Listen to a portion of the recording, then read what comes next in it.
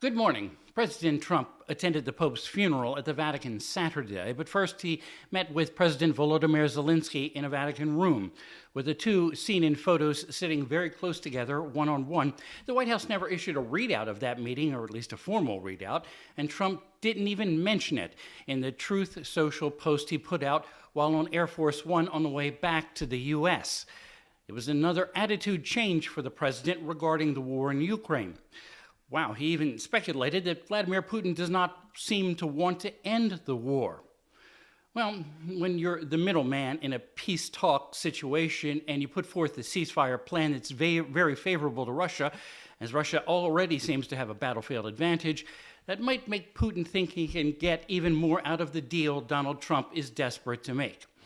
Looking to sway Putin, Mr. Trump did put the threat of new sanctions on Russia out there, even as he's been reluctant to impose any, at the same time often berating Zelensky. Here's what Secretary of State Marco Rubio said on Meet the Press when asked why Trump is only now threatening Moscow with harsher sanctions. We should all be happy that we have a president of the United States and Donald J. Trump who wants to end and prevent wars. And that's what we're trying to do here.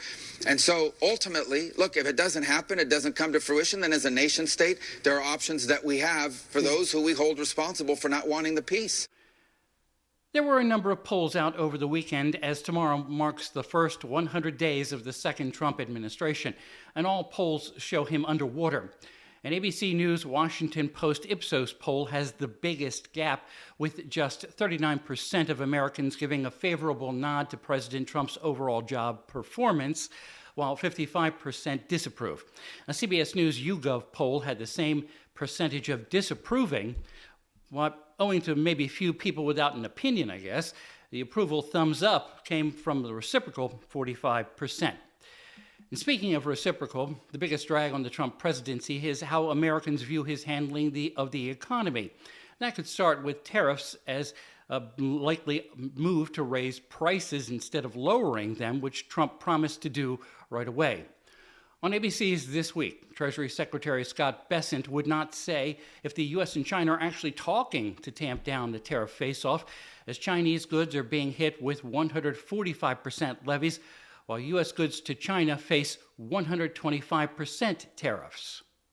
In game theory, it's called strategic uncertainty. So you're not going to tell the person on the other side of the negotiation where you're going to end up. And nobody's better at creating this leverage than President Trump. He's shown the high tariffs, and here's the stick.